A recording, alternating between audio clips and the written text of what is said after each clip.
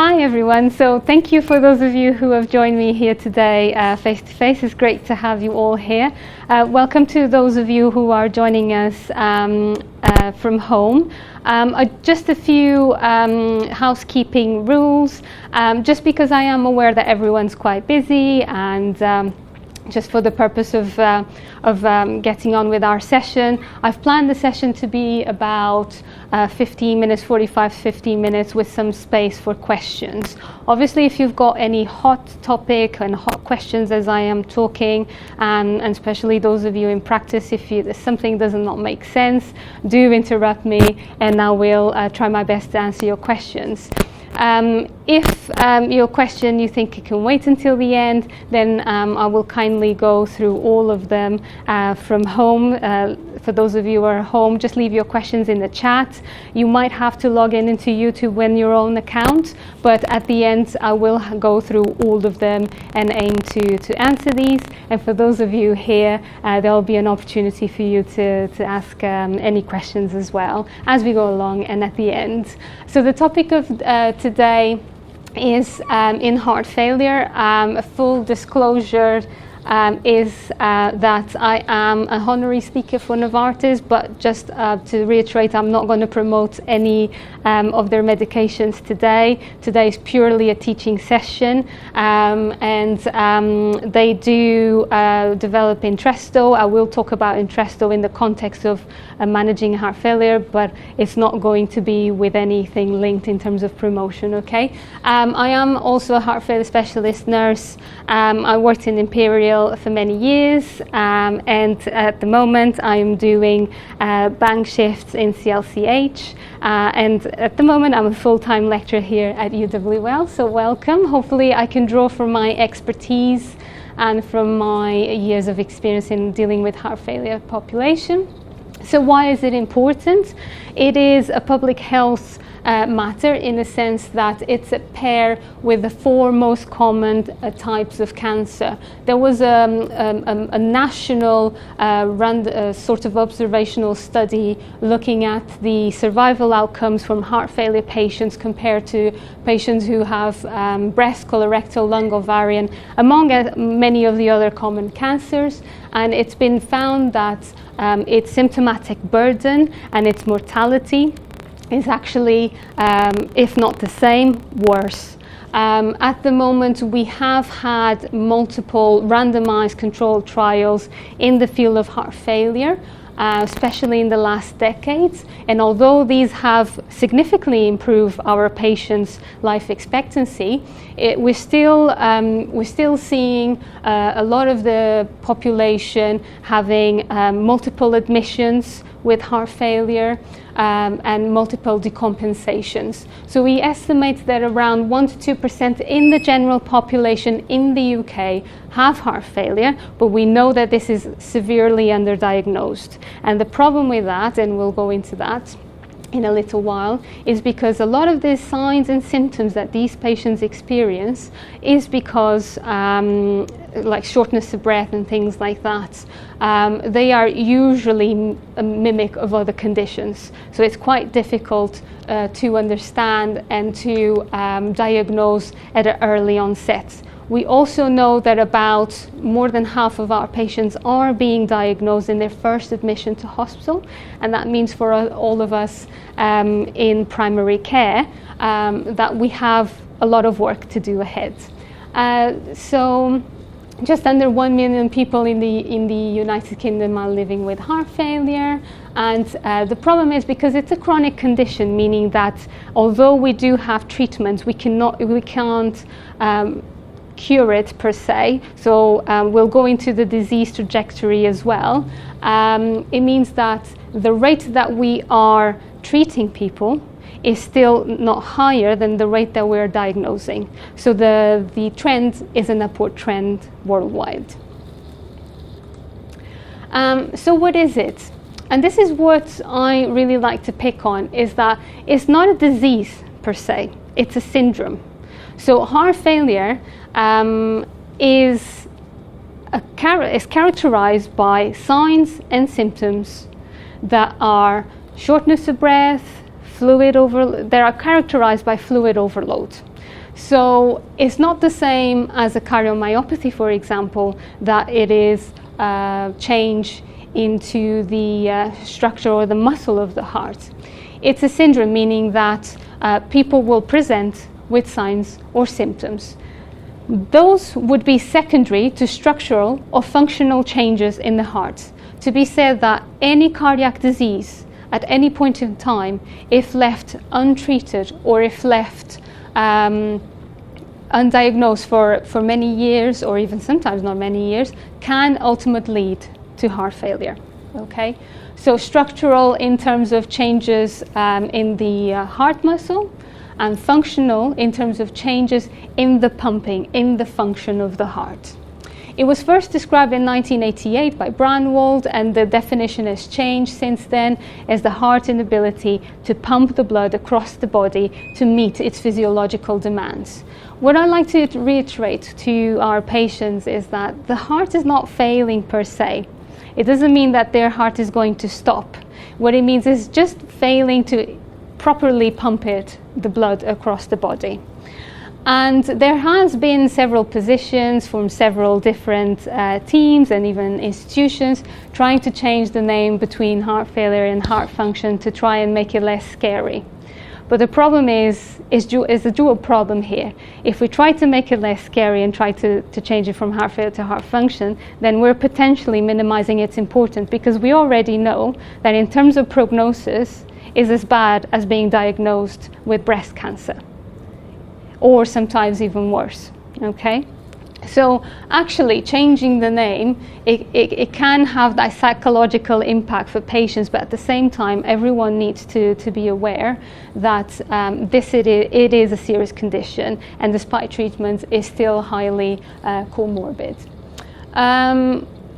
There is changes in the cardiac output, and cardiac output characterized here obviously as a product of stroke volume and heart rate, and these changes will lead to maladaptive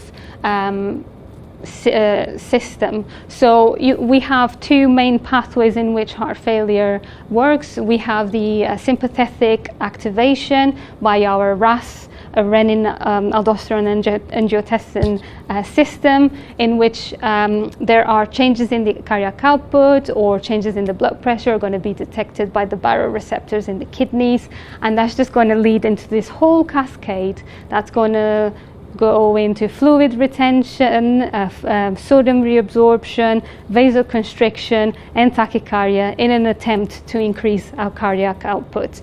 On the other hand, we have our our ANP or our BNPs, the natriuretic peptides. So these will come into play when there is this myocardial stretch. That is because of fluid overload that came from our RAS system. Our body is quite clever. It will detect that the fibers in the myocardium are stretched, and it will release BNP into our circulation in an attempt to kind of counteract that vasoconstriction. So it will promote vasodilation, diuresis.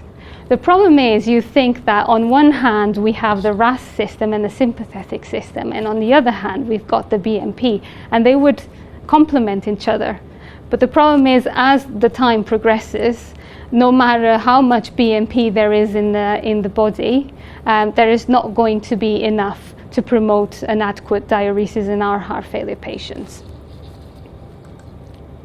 So signs and symptoms, the most common ones are shortness of breath, whether it's at rest or at exertion, swollen feet or lower limb edema, peripheral edema or central edema around abdominal distension caused by fluid accumulation. Some patients do go on in more advanced stages, or if the fluid overload is that and progress, they will go on to develop scrotal edema and sacral edema, and which is a suggestion that we are in the present that we need a lot more diuretics to offload that.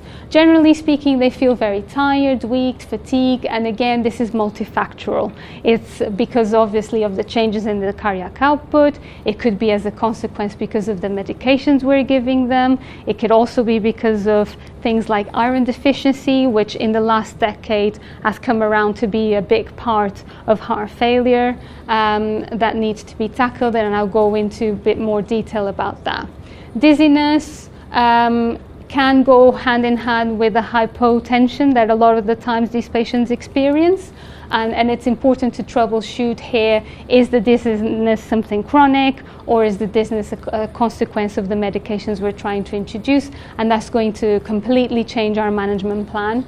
Palpitations due to underlying arrhythmias, cough, overnight or paroxysmal nocturnal dyspnea, which is a less typical sign of heart failure, but especially in the presence of fluid overload and pulmonary congestion, a lot of our patients do end up experiencing that. So this was a questionnaire made by the British Heart Foundation to a selected population of heart failure patients, and these were the main signs and symptoms, and the main symptoms they've described that impact their quality of life. So, and 39% of the correspondents say that the biggest impact was making change to the amount of the exercise, and that goes hand in hand with work around the house. Actually, when we're reviewing these patients in the community, we also this is probably one of the first few things that they mention. Oh, I was able to tend to my garden, potter around the house, now I can't even water my plants, or now I can't even go up the stairs. That's actually a very good marker of their functional capacity. They feel weak and lack of energy. Again, here is multifactorial. Iron deficiency, so going back to what I've mentioned before, is something that particularly depending on the phenotype of heart failure, is something that we are tackling more and more with replacement of iron. The reason why iron deficiency happens in heart failure is quite complex. So on one hand, we have hemodilution, so hypervolemia. On the other hand, we have this chronic inflammatory state that is going to lead to decreased erythropoiesis in the bone marrow. And we have sometimes gut edema that will lead to malabsorption of iron as patients, despite what they're going to eat, it's just not going to be absorbed. Usually, I remember going to one of the talks as well, and one of the consultants described that there's not many drugs that we can give to the heart failure patients that improves their functional status, but when we give them intravenous iron, they actually feel such a massive difference in their quality of life, and that just speaks volumes of how important it is for patients to actually feel that they have the energy to do their daily living activities. There's nothing more satisfactory as a specialist nurse or a specialist looking after these patients than you give them something that actually makes them improve on their quality of life. And actually giving them IV iron is one of those, more than any other drugs that we can give them.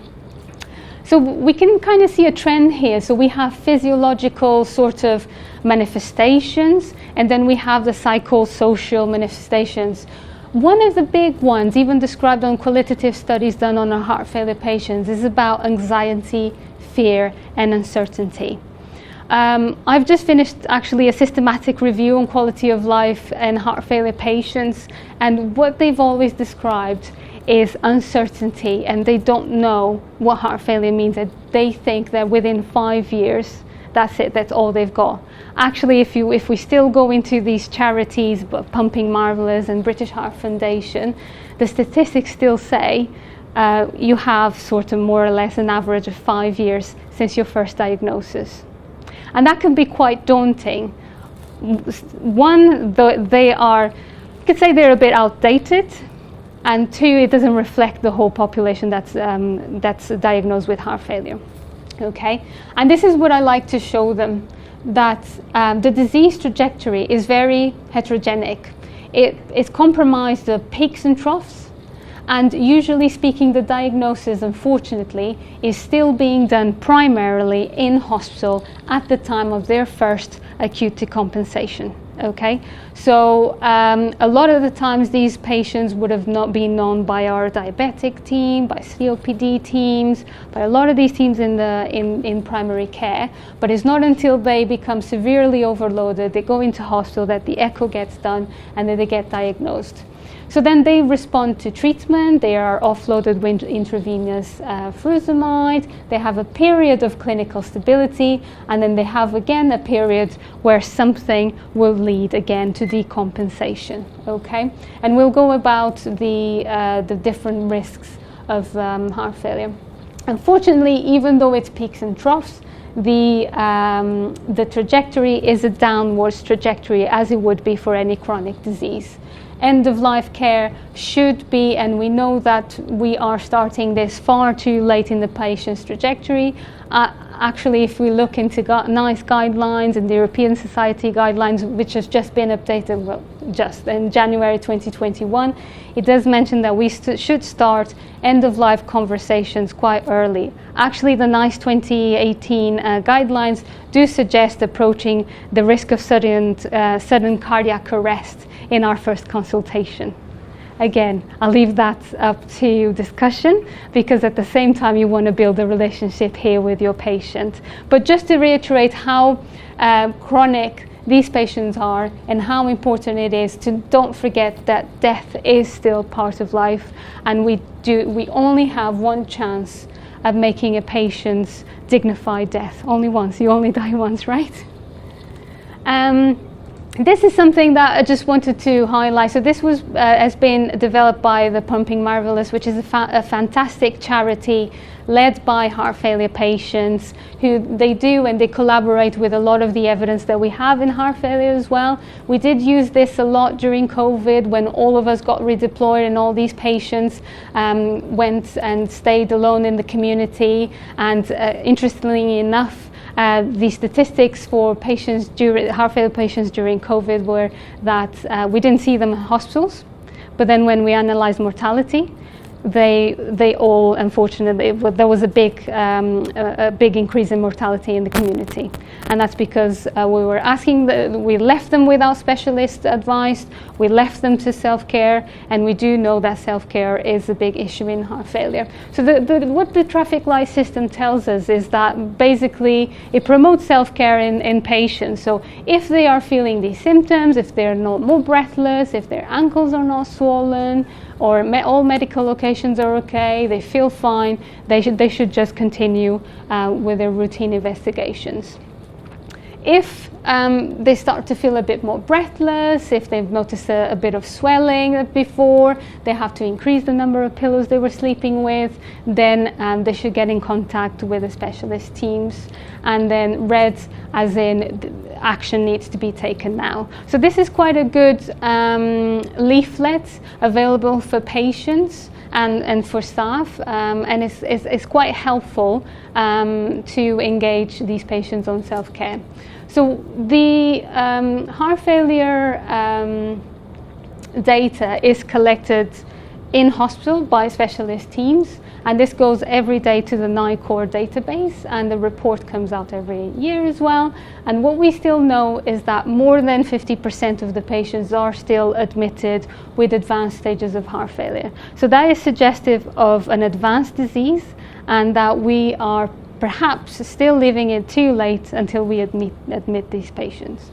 A lot of the hospitalizations are still associated with moderate to severe peripheral edema, and peripheral edema is really difficult.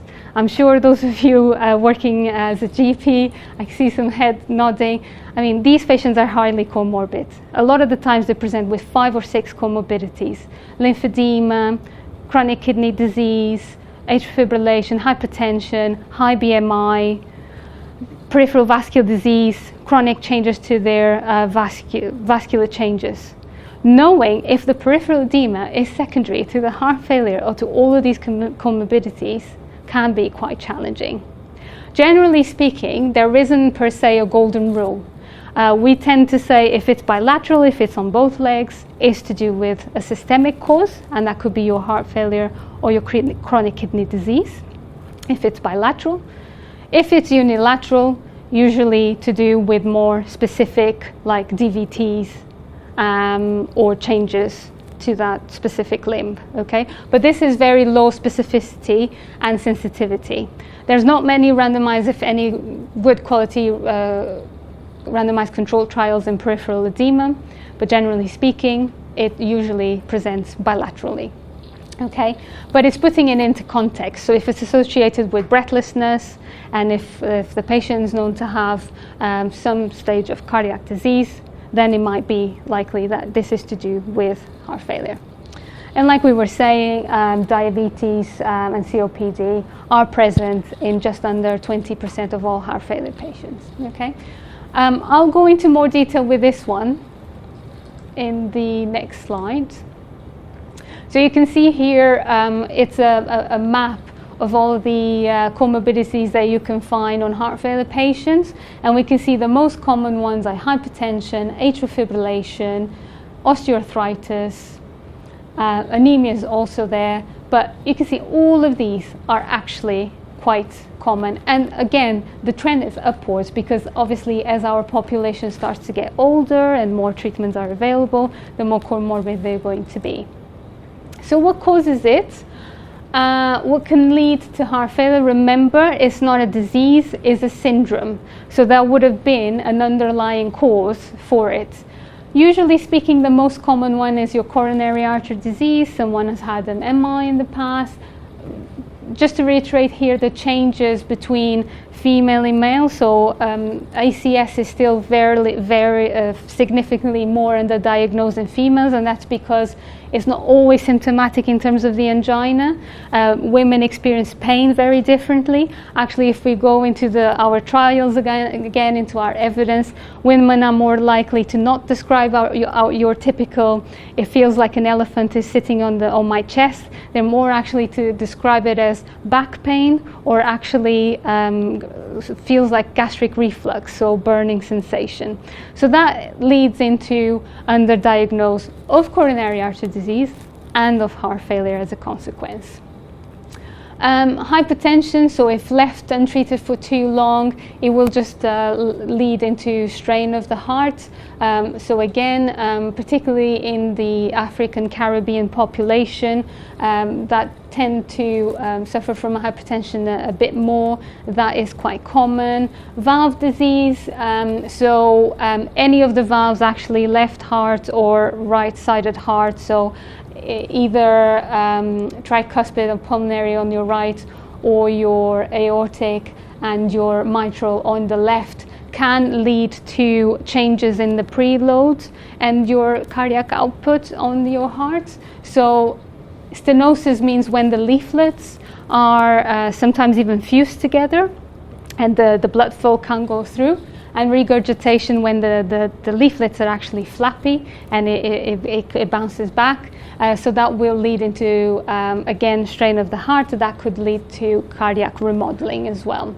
Arrhythmias, the most common one is atrial fibrillation. To say here that a lot of the time, especially when working in primary care, if a patient has just presented with atrial fibrillation, or if the atrial fibrillation is in a rate that's uncontrolled, above 100 beats per minute, even if you go and do an echocardiogram, that is not very, obviously that's going to tell you that there is a level of systolic dysfunction of the left side being impaired, but that's not a true representation, because once we tackle the atrial fibrillation, actually the heart can revert back. Okay, cardiomyopathies, as in a disease of the muscle, and again there's many types. If you go into the European Society Guidelines 2021, you'll see a massive list of the different cardiomyopathies. Dilated postpartum in young females who have just delivered babies can have postpartum cardiomyopathy, that then they experience heart failure symptoms. We saw actually quite a lot of, we tackled tubal, which is the broken heart cardiomyopathy syndrome. We do see this in our heart center. So I used to work at Hammersmith Hospital, and a lot of our elderly patients who've had falls and who had a lot of experienced stress do come in with Takotsubo. The good thing about Takotsubo, let's say, is that it's reversible. So once they come in and we give them the medications, their heart function actually reverts back. Okay. Obviously, then you have your congenital heart diseases. If you were born with a defective problem in your heart, toxins, alcohol. It's a big problem depending also on the geographical area. But just to reiterate that any cardiac condition ultimately that results in the function or the structure of the heart can lead into heart failure. Okay, so how do we diagnose it? Initially, the patient will present with signs and symptoms that we've talked about.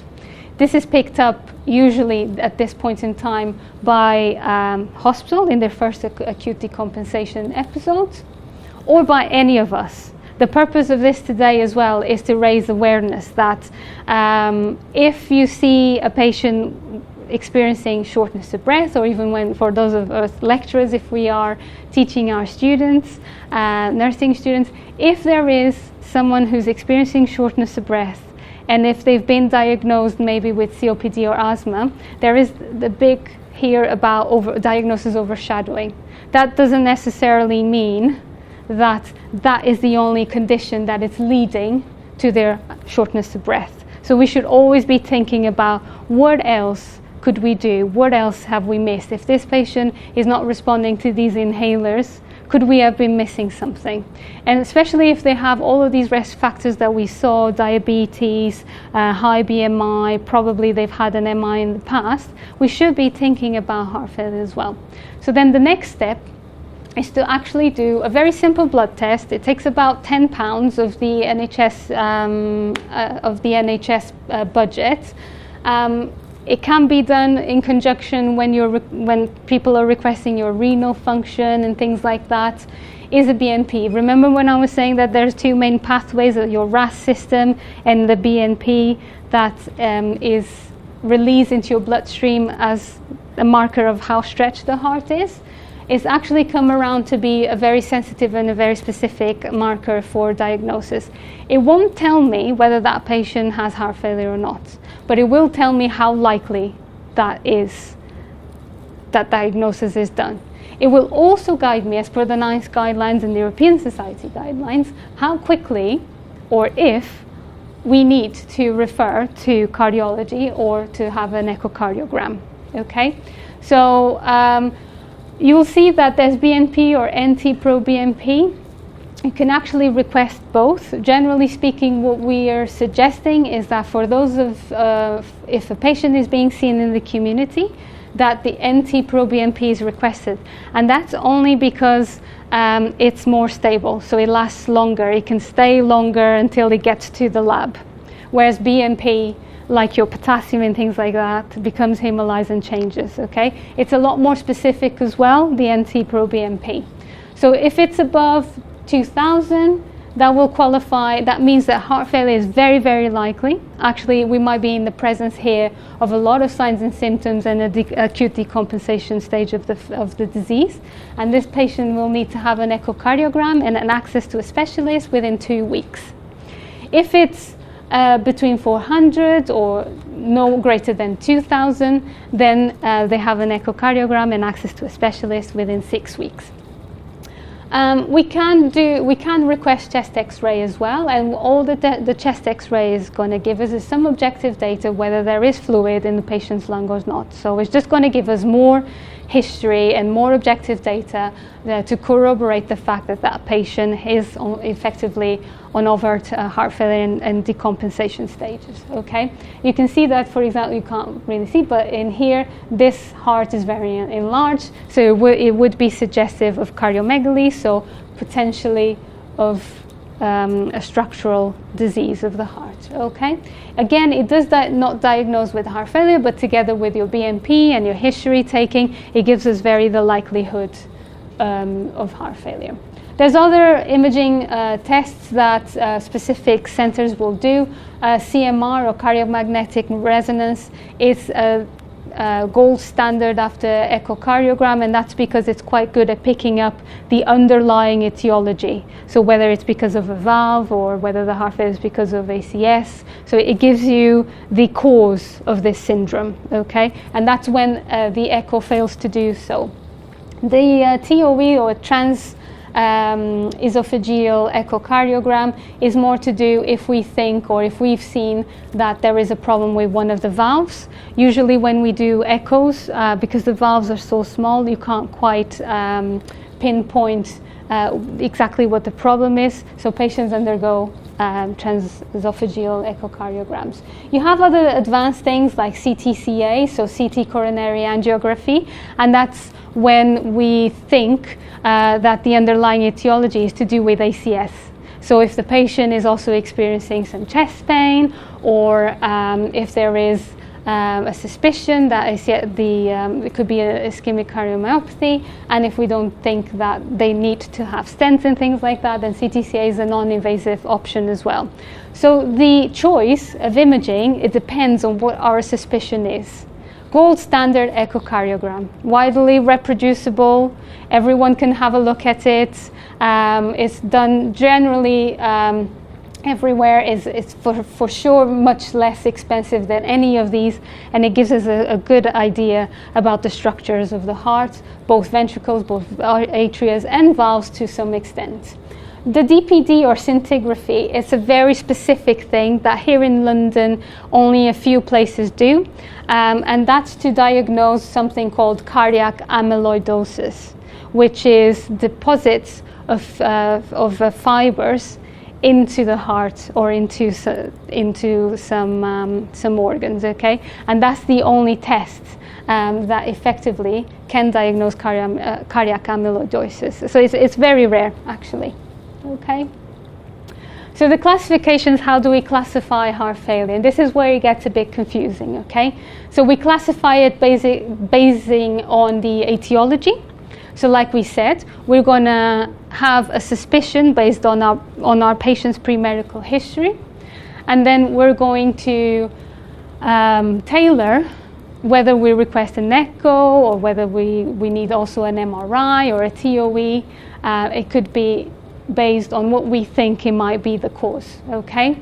Then we can also classify it based on the patient's functional capacity, and that's that table that I didn't go through, but I'll show you to you now. So it's the New York Heart Association functional classification.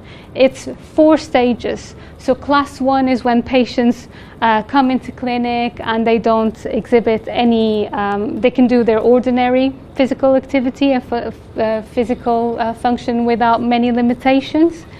And then 2, when there is some limitations on their functional activity, some slight limitations. 3, when they're comfortable at rest, but less than ordinary activity caused tiredness, so they're already experiencing symptoms. And 4 is usually your patients that are housebound, quite frail, quite advanced heart failure. Those 3 and 4 are usually the ones that get admitted into hospital. It's a highly subjective class, okay? Patients are not going to come into clinic and say, oh, I'm NYHA class 1. We as clinicians, we are the ones to classify the patients here. So it's more for our guidance to know how well the patient is progressing, to know if there's been a change from when I saw them a month ago to now, okay? There is also no correlation when we look at NYHA classification in our randomized controlled trials. There is no correlation between functional capacity and heart failure related quality of life tools. So that just goes to show how subjective we are when we are reviewing our patients. So what that means is that when we classify NYHA class 2, that doesn't correspond to what the patients are self-classifying themselves when they use these 3 validated quality of life tools, okay? So if we want to predict quality of life, we would effectively have to use one of those tools instead of just going by our perception, okay? Also, there is no correlation, to make it a bit more complicated, between what the patients describe on their quality of life validated tools, and more objective assessments like 6-minute walk tests. So for 6 minutes, we ask the patients to go up and down a corridor, and we track them, and then we see on the Borg scale how breathless they're experiencing. Okay, so objective assessment does not always correlate to what they put on their quality of life. And that's quite interesting, because actually on Saturday I was reviewing some patients, and it was extremely hot during the heat wave, and patients who were previously, I classify them as NYHA class 1, they were telling me then on Saturday that they felt so out of breath and they couldn't cope with this heat. So actually they were going more towards the classification 2. So just to say that it's a very heterogenic disease. It changes from one day to the other. It changes from how they are feeling, okay? So obviously it's there to guide us, but it shouldn't be there we shouldn't just decide on treatment based purely on that. We should use all the tools that we've got at our disposal. The most important one, let's say, in conjunction with the other ones, is ejection fraction. So ejection fraction is what we can assess through our echocardiogram or MRI. And ejection fraction is the amount of blood ejected from the left ventricle or stroke volume in relation to the blood at the end of the diastole. So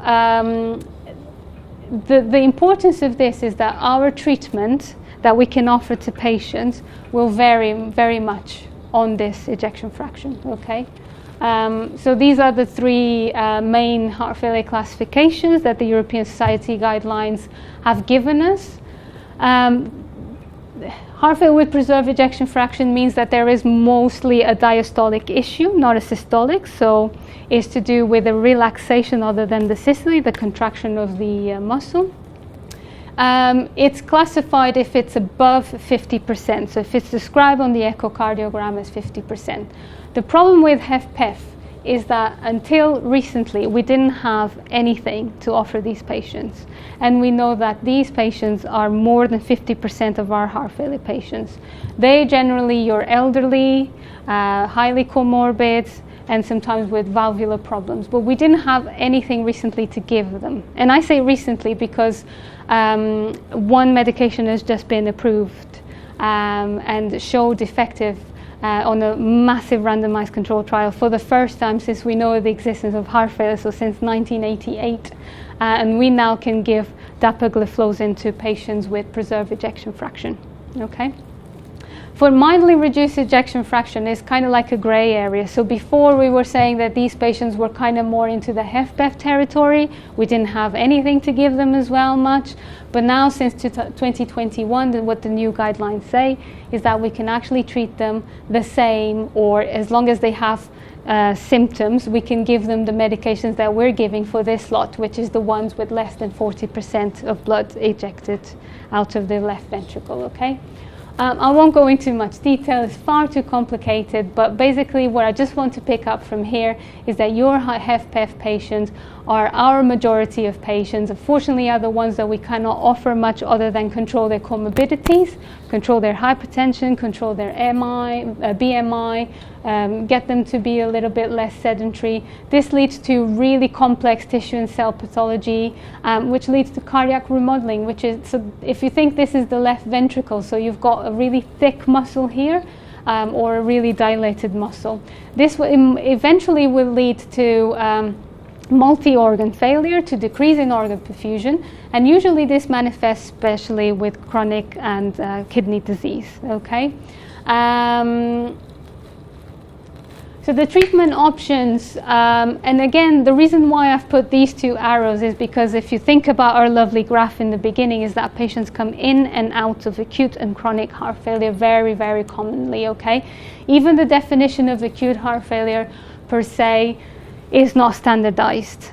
You will see in the literature a wide discrepancy of this condition, but generally speaking, acute meaning that the patient has been feeling for the past few weeks or days, increased shortness of breath, decreased exercise capacity, and peripheral overload. Generally speaking, when we see these patients, we get them far too late, and even if we try to give them diuretics, your furosemide, orally, because they already have central edema, that's not going to be absorbed, and therefore they might have to be admitted for intravenous diuresis. Okay.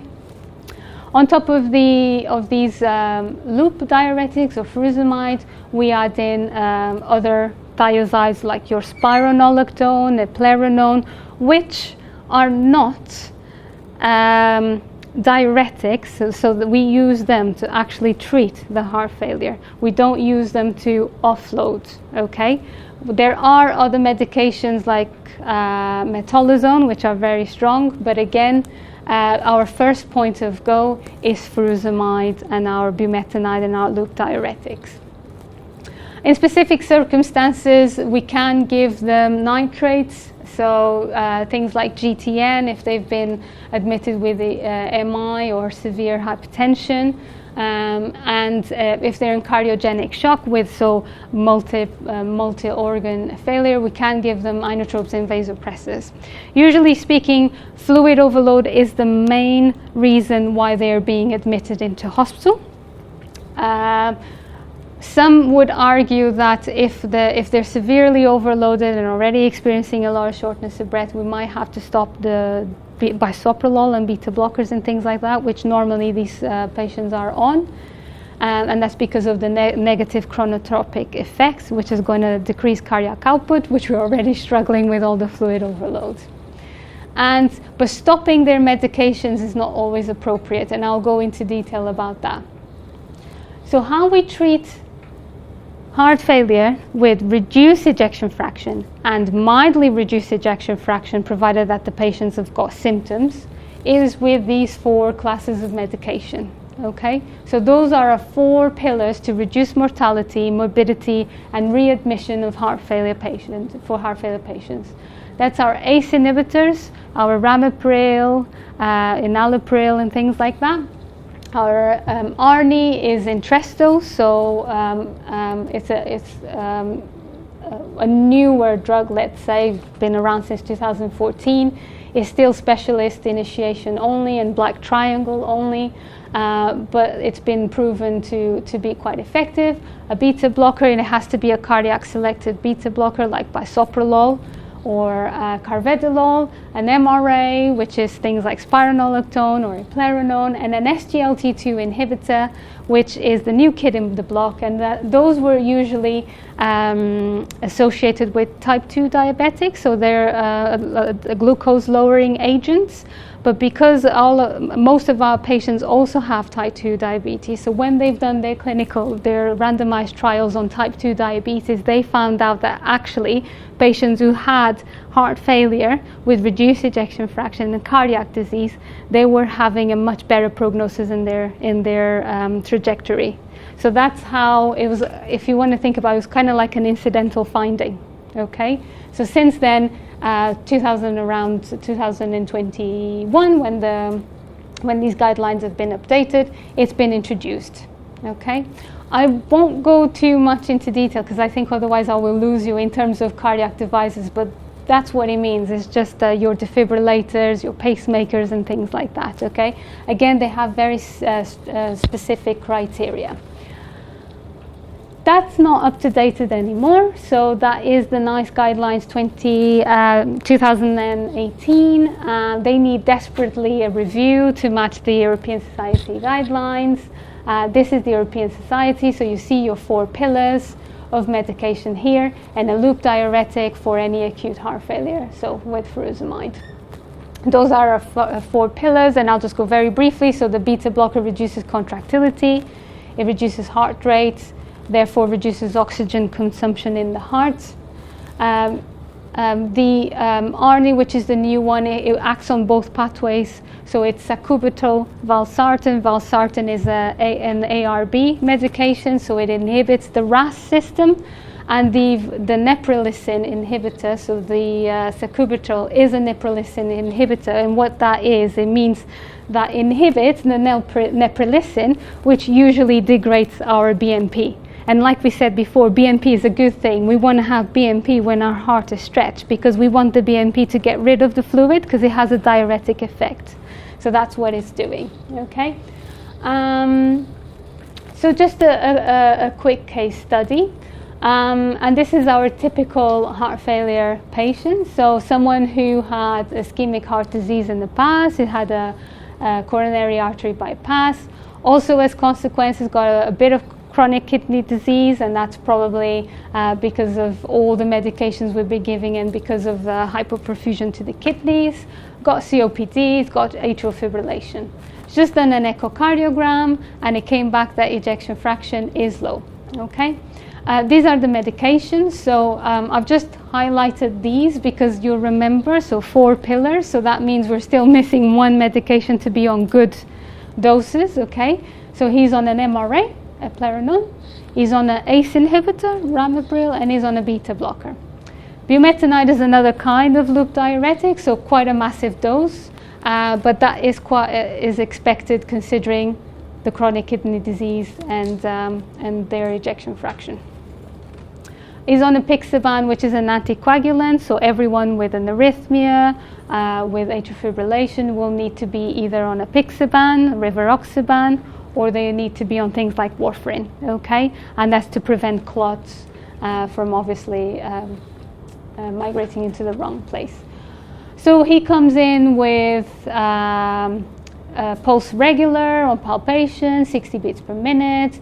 Blood pressure, you could argue it's a bit low, but what I want to reiterate here is that we treat patients, we don't treat numbers, okay? And especially on heart failure patients, although this obviously would score on our usual news charts and things like that, it's not, I wouldn't be so worried about that blood pressure unless the patient is telling me that they're symptomatic. So if they're telling me that they're dizzy when they stand up and they're feeling terrible, and if when they stand up there's a difference in the systolic, then I'd get worried, okay?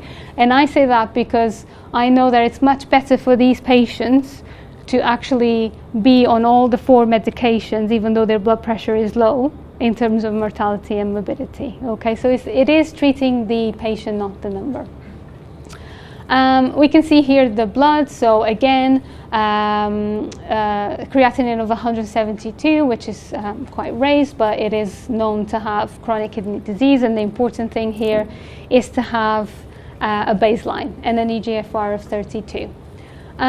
So we would be initially assessing for breathlessness. So we would ask, has this changed in the past week? Are you still breathless at rest? Are you breathless when you walk? How much can you walk before having to stop? And that gives us generally an idea of differences in functional capacity. If they can tackle stairs, or I like to ask them, if you think about 6 months ago, have you improved or have you deteriorated? What could you do then that you cannot do now? Okay. One good measurement as well in breathing is how many pillows they use at night. So if suddenly they started to being unable to lie flat, or just the usual 2 pillows that they use, that could indicate that there is some fluid in the lungs and that we're potentially here in the early stages or in the stages of decompensation. Okay.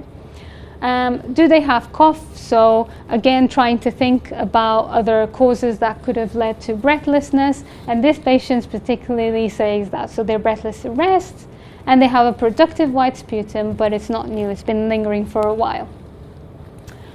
We would then assess exercise tolerance.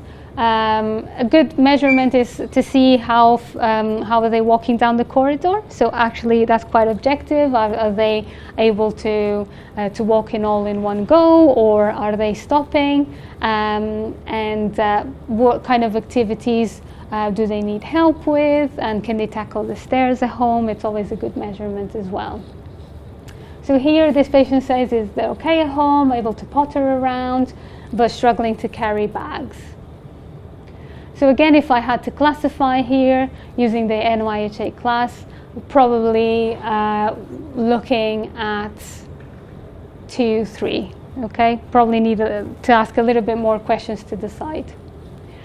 So assessing the weight is interesting, because when we look at the trials, actually there's this obesity paradox that's been described. So we know that high BMI leads to a higher prevalence or a higher risk of patients developing cardiac disease and therefore going into heart failure. But when we look at BMI, it's actually the patients with higher BMI that have less, that do better. And that's probably because in the later stages of heart failure, you have cardiac cachexia and losing of the muscle mass, because BMI is not very specific. So things like waist circumference and are a lot more specific than the BMI. Usually we get worried when there's about 2-3 kilograms increase in 2 to 3 days, because even if they go to McDonald's every day, they wouldn't put on fluid so quickly. So it's quite important that they keep a regular and a daily day weight, okay?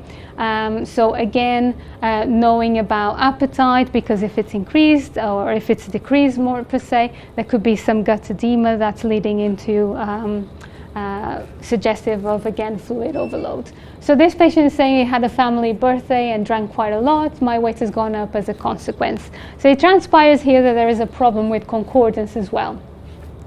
Looking at chest pain, because obviously, like we said before, coronary syndromes can be a cause, and a lot of these patients have ischemic heart disease and underlying.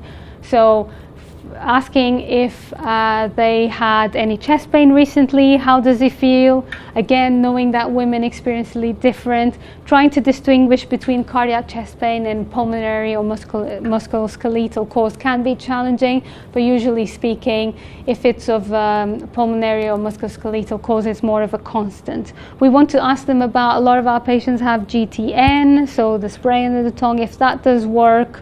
That could be suggestive that in fact it's cardiac chest pain, and if there's any exacerbating relieving factors or shortness of breath associated. We do tend to see that women have, when it's cardiac chest pain, they have breathless associated more than men as well, okay?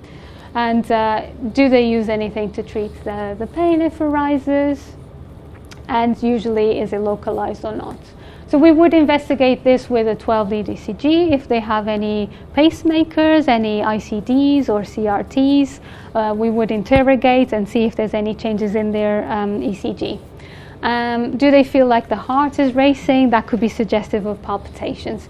Especially thinking about coffee, alcohol, chocolate. Alcohol is quite a substance that leads, it's quite pro-arrhythmic, so it can lead into worsening of, or even leading into atrial fibrillation.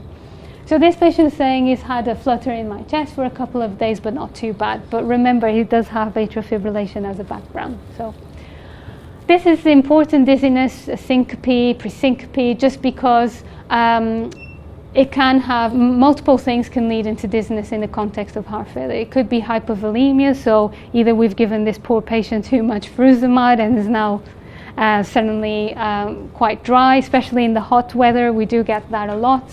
It could be because of hypertension, and again, hypertension is both a cause of heart failure and a consequence of heart failure. So it could be because the medication that we're giving, those 4 pillars we're giving to these patients, all 4 of them side effects, hypertension. But it's important to know if the hypertension is related to us in reintroducing the medications, or is this hypertension something that's been there for a long time, okay? A sitting versus a standing. So usually speaking, we'll just consider that there is orthostatic hypertension if there is a decrease in blood pressure of 20 millimeters of mercury. Okay, and again, like I said before, is treat the patient, don't treat the number. If there is a decrease in the blood pressure when they stand up, but if they're tolerating the medications and if they're not feeling dizzy, just continue the medications. That's much better, and will give them longer to live with more quality of life. Okay. Self-care has 3 phases. So there is monitoring, maintenance. So they are monitoring and maintaining a healthy lifestyle. They're monitoring for their peripheral edema, for their abdominal, for their weight. They're monitoring their blood pressure. But then when there are changes in those, they can recognize that this is perhaps because my heart failure is going into decompensation stages. And then they can come up with a management plan, and that could be, I'm normally on 40 milligrams of furosemide, so I'm going to increase it by 20. And we do encourage patients to take control of their medication. That's actually something we want. And that's what's different about other diseases, that we tell patients not to self-medicate. We actually want our patients to know exactly they are the best assessors of their condition and of their body, okay? So a full review of medication. So if this patient's got hypertension, could it be that maybe they're taking everything on one go, in which case we need to spread the medications around? Is it because maybe the list that we've got in our system is not matching the list from the pharmacy? That can happen, because a lot of the times these patients have so many people involved in their care that everyone just keeps changing the medication, then it becomes quite difficult for the GPs to manage, okay? And whose responsibility is that? Well, it's really everyone. Everyone that has a contact with this patient should make sure that everything is marrying up the information. And sometimes they generally don't know and they lose the plot. And their concordance with the medication is not intentional. I remember going to this lady's house and she had bags and bags and bags of medication. And that's because she had changed the pharmacy, and this was during COVID. And they just given her 3 months worth of medication that wasn't on her repeats anymore. So it does happen. And the problem is our communication between teams is still not great, despite all the systems we've got. So a social assessment, obviously, a lot of these patients are quite comorbid, they are isolated. Do they live with anyone? Is someone helping with the shopping, with the cooking? In this case, he says he lives alone, but my daughter comes to have supper with me every day and cooks some meals, okay? It's important to know who's doing the cooking, because one of the things we want to tell these patients is that to fluid restrict when they have, only when they have symptoms of overload, and to cut on the salt. Because salt, whatever salt is, water follows, and also because it's going to, if their problem is with hypertension, that's actually going to affect their disease as well. Like we said, remember that graph with the British Heart Foundation. A lot of these patients describe that it's the uncertainty, so they go on to develop clinical depression and severe anxiety. And the interesting thing as well that I found out from this systematic review is that a lot of the patients, when they become aware and concordant with the 3 stages of self-care, some of them actually go on to develop clinical depression. That's because they become aware of this disease that is not getting better, or it can get better, but it has these peaks and troughs. And because they become more aware of these symptoms and the suggestive of the physiological data with their symptoms, it can actually lead to a big self-care burden, okay? So those are the tools that we use for an holistic assessment. And the sad thing is that patients generally only have access to psychological support when they engage into cardiac rehab programs. And the problem is only about 20% of the patients are referred to cardiac rehab. So we're left with a highly comorbid population, 40% of them with severe anxiety, that do not have any kind of mental health support.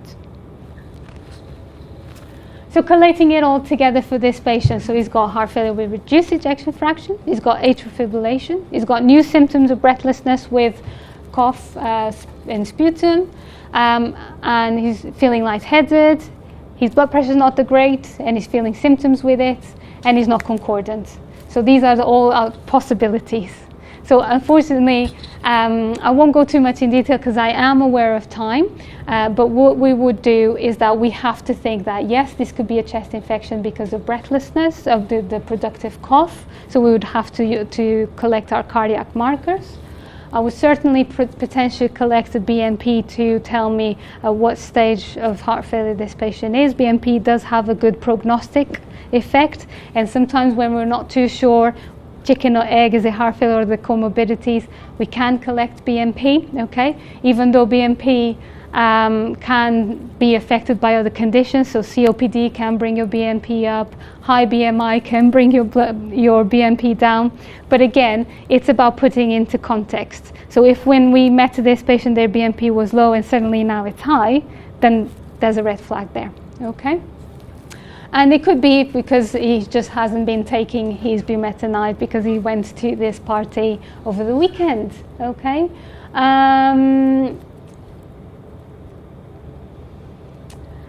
So generally speaking, we would have a very low threshold for this patient to be admitted to hospital because most likely we have missed the boat here, and especially with all these symptoms, they might need intravenous furosemide, they might need intravenous antibiotics, and this is the algorithm from the European Society guidelines of the workup of new onset of acute heart failure. So for this patient that we've just saw, it wouldn't go into this because he's already known heart failure patient, okay? So we wouldn't need to repeat an echo, okay? And then not necessarily, because we already know that he's got that problem. We would need to manage his symptoms, okay? Again, so just to reiterate, patients normally have 5 comorbidities. They are likely to be in our caseload already of someone, so they are known to someone in the community. Only 1 in 5 patients have been diagnosed in primary care. All the other 4 patients have been diagnosed when they've presented into hospital. And almost of these, almost all, so 97% had seen a GP prior, 1 year or less prior to their diagnosis has been formalized. So it is a condition that is very much managed in the community, and it should be diagnosed in the community as well. Okay. Any questions? Thank you. I do have some. Yeah. No, so the chat don't have any. There's just someone saying the sound isn't great, but I just want to reiterate that this will be on YouTube after, and that's the reason why I have this little microphone here. So the sound will be much better when we upload it on YouTube. Okay, so I have a question. Yeah. Really good presentation. Thank you. Thanks. A great overview. You mentioned about introducing palliative care Yeah. earlier, and you mentioned about uptake or referral for psychological care. Mm-hmm. Do you think that's because we're still so cost prohibitively giving reactive medicine? We are reacting to an acute symptom because that's all the time we have, and that's all the resources we have, rather than being proactive. Absolutely, yeah, absolutely. And this is where us nurses, no, obviously we're very aware, and we tend to look much more at quality of life than disease management. Yeah, it's very important. I mean, sometimes I do have a lot of healthcare professionals asking, "Oh, I've got this patient on a nursing home. They are 90. I've just had someone 94 years old. They've been falling and their blood pressure is around 90. Could you go see them and let's just see if we can restart all the medications there?" And the question I always ask is, what are we trying to achieve here? Okay. Obviously, from an ethical perspective, is we do have to offer treatment, but what does the patient want? I mean, yes, we can give these medications, but at the cost of quality of life. And sometimes this is where we lose sight, is that we shouldn't be scared about actually going to the patient's house or approaching the patient and their family and thinking, have you thought about where do you want to die? And that just opens the door. I'm not telling you that you're going to die tomorrow or that you're going to die soon, but have you thought about what is your preference in your head? What is a peaceful death? Yeah, and that is not done in 1 or 2 consultations, isn't it? But it's something that opens the door, and it's something that is really important. And yes, Claire, we're doing it far too late because we're just worried and all excited that in the last 10 years we've had at least 2 new medications come up. You have improved mortality by 20-30%, and we've left end of life care to like second stage. And it should be hand in hand. One thing doesn't mean the other. We can still refer to palliative. We can still say that the patient we've got an end of life and advanced care planning in place, but they could come out of it. So a year after, if the disease trajectory is stable, if they haven't had any admissions, we can just say, actually, let's withdraw this. That's fine. But as long as we've had those conversations, as long as we know that the patient's on the same boat, as long as we know, do they want to be resuscitated? I mean, some of them are living with these defibrillators who will go off when they have arrhythmias. Have someone approached them and said, have you thought about deactivating this if we're entering the last stages of life? How traumatic will it be for you and your family when you're passing away? You've got a defibrillator shocking you. So these conversations are really difficult, but when they're done, they're actually fantastic because you make a lot of difference in these patients. Yeah. My question ties onto is to do with the patient's subjective assessment and our objective assessment. In instances where the patient's subjective view about himself or herself is quite fixed, which is maybe probably very different from what we think. Yeah. So what would be our responses as healthcare workers? I think we should always go by what the patient tells us. Yeah, and you're talking about the differences in the NYHA classification and what they report. Is that it, Peter? It's to do because, like you said, yeah, it doesn't correlate. Assessments are often very different. Yeah, absolutely. Our objective assessment. Yeah.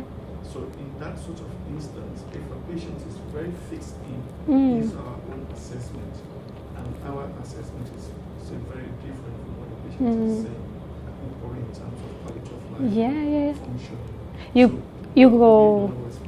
You go by what the patient tells you. I had a patient, and it was very funny as well, and it was exactly what you're describing. Yeah, so we were just coming before we were doing ward round, and he was on his bay, and we were just eyeballing the bay where he was, and he was chatting, laughing, talking with the patient next door. As soon as we come in, he starting really out of breath, okay?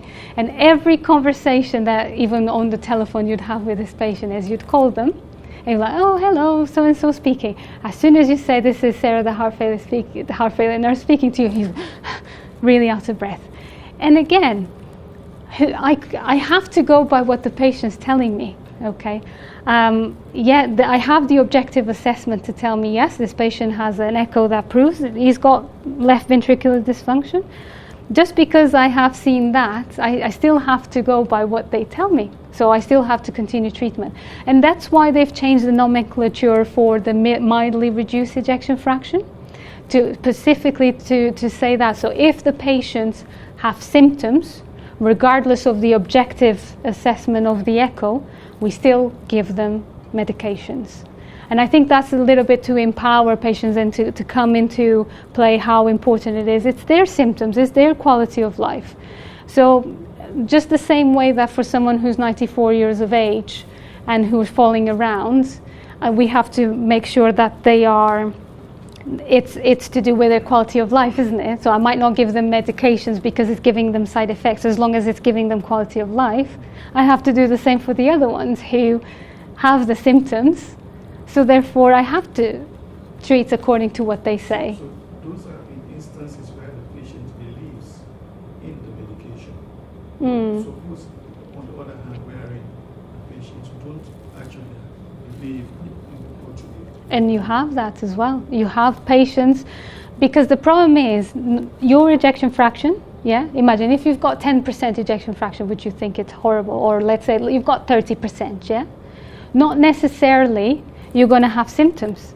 We have patients on 30% ejection fraction who are feeling just fine. And those are the challenging ones. Because telling someone without symptoms, without breathless, who can walk around and do their jobs, that you actually need these medications for life, even if your ejection fraction improves, you will need them for life. You can never come off of them.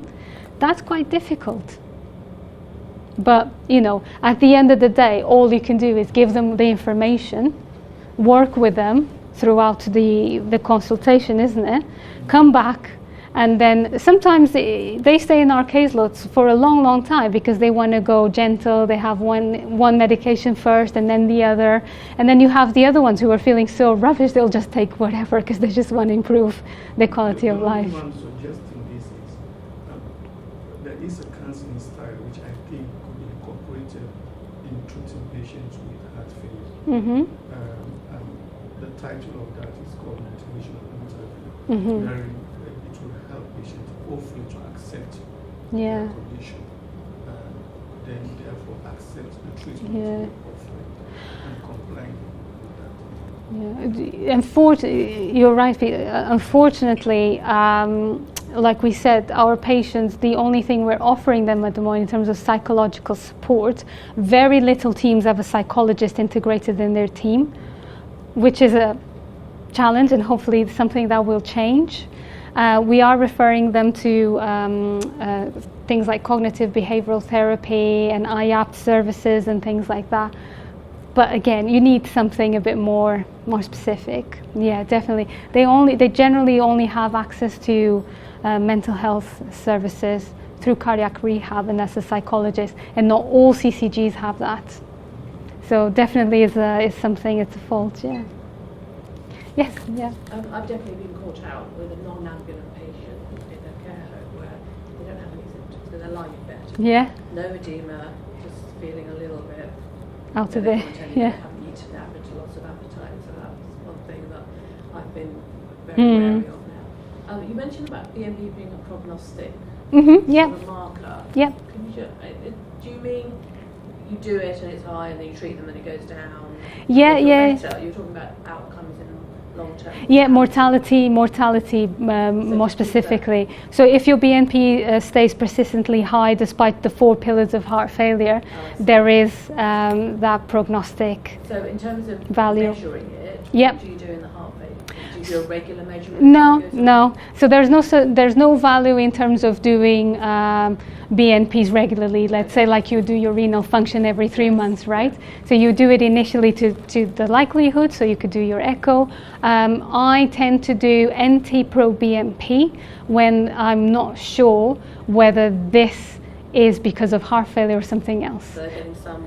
So for example, when I review a patient on Saturday, they have this long list of, including Parkinson's, and then there's battle between us, heart failure team, and the neuro team saying, no, his symptoms are because of heart failure. I'm saying, no, these symptoms are not because of heart failure, they're because of the Parkinson. So I thought, do you know what, I'm going to do an NT-proBNP. If it comes back low, I win the argument. If it comes back high, okay, fair enough, I take it as my responsibility. But it's quite a good marker to troubleshoot these comorbidities. But again, like we were saying, so CKD brings your BNP up, atrial fibrillation, BNP up. So obesity, BNP down. I always remember obesity eats your BNP. So In the care home, they get a lot of abdominal edema. probably because it's right-sided, and that is lying down. And usually a central edema or abdominal edema more related to valvular or right-sided heart failure, and usually right-sided heart failure is more to do with age. And is there any nutritional, because I know the dietitians do go in, is Yeah. there anything they can do? Because they always ask me, oh, do I need to increase this in my diet or lower my salt, whatever. And I haven't seen any literature on it. Yeah, no, funny you say that. When I did a presentation actually recently for GPs as well, that came up. I had a look at the systematic reviews for the Mediterranean, the DASH diet and things like that. There is nothing to say that one diet is better than the other, but they did suggest a Mediterranean diet. Funny you mentioned that. The other question that came up is the HbA1c measurement. There is actually worse prognosis for cardiac and heart failure outcomes when the HbA1c is very tightly controlled. So you actually want it to be mid-controlled between 8 and an average, 7 and 8 for heart failure. Yeah. And that's because of the adverse effects that hypoglycemias have. But then if you put them on an SGLT2, that's going to go down. Not necessarily, no. An SGLT2, the how we treat it, regardless of EGFR, is because is because of cardiorenal protection. Is not because we were aiming to bring down the HbA1c. It will if their EGFR is above 45%, 45. But a lot of the times our patients' EGFR is below 30. So how does hypoglycemia affect heart failure? Or just because of the oxidative stress, I'm guessing. Yeah, I mean, I would have to ask our pharmacist for that, for the old photo. But we do know the, yeah, no. But that was one of the things, yeah. Do you use a calcium scoring system? Calcium scoring system, With regards to revascularization. That uses the Axton scoring system, and that's a scoring system for your CTCA. And that's a score basically just tells you the likelihood of coronary artery disease. But that is a score that comes when you do a CTCA. Okay, so we do use that when we think that the cause of heart failure could be ischemic cardiomyopathy. Yeah, and when we think that maybe I'm not going to put this patient through an angiogram because it might not be, or because their renal function and I don't want to give them contrast, we send them to a CTCA, and normally the Axton or calcium scoring system is what it comes back. Yeah, Gareth? Is transplant an option for this patient? Yeah. I know it's a symptom and Yeah, no, absolutely. But is this an option? Yeah, good question there, Chiara, because transplantation is offered for advanced stages of heart failure. So, thank you so much. So on this stage, when you get to here, it's a class 1B recommendation, okay? How you get to transplantation, you have few transplantation centers here. You've got Papworth, you've got Harefield, okay? But there's a very long criteria, as you can imagine, yeah? But it's good that you mentioned that, because as specialist teams, if we've got someone with very little comorbidities, and normally those are your younger patients who you've treated with the 4 pillars, who you've repeated the echocardiogram, it remains with reduced ejection fraction, okay? Who you've probably already given them a device, if their ECG is compatible with that, and they're still exhibiting symptoms and the ejection fraction doesn't go up. We should refer them to a heart transplantation center for assessment. Exactly, because they could be candidates. And sometimes what they do is they stay there, they go for their workups, they have right heart catheterizations, they have an extensive psychological assessment to make sure that they're happy with that. And it might be that at that point in time they're not symptomatic enough, so they're not offered transplantation, but they stay in their caseload. Sometimes you'll see the term LVAD, left ventricular assistance for the left ventricle, and that's usually the device that is offered for patients as a bridge to transplantation. I've seen a lot of children. Yes, I can imagine, yeah. Exactly, it's a bridge. Congenital, isn't it? Yeah, of course, yeah. So that's the bridge. It depends on the leading cause, I believe, because as you said, it's a syndrome, so Exactly. But sometimes even as the leading cause, and we're getting a lot more of these young patients in their 30s with ACS, and they have really, really transmural infarction, and then we give them all the medications, and we put devices on them, and they're fairly stable, but their ejection fraction just doesn't go up despite all the medications.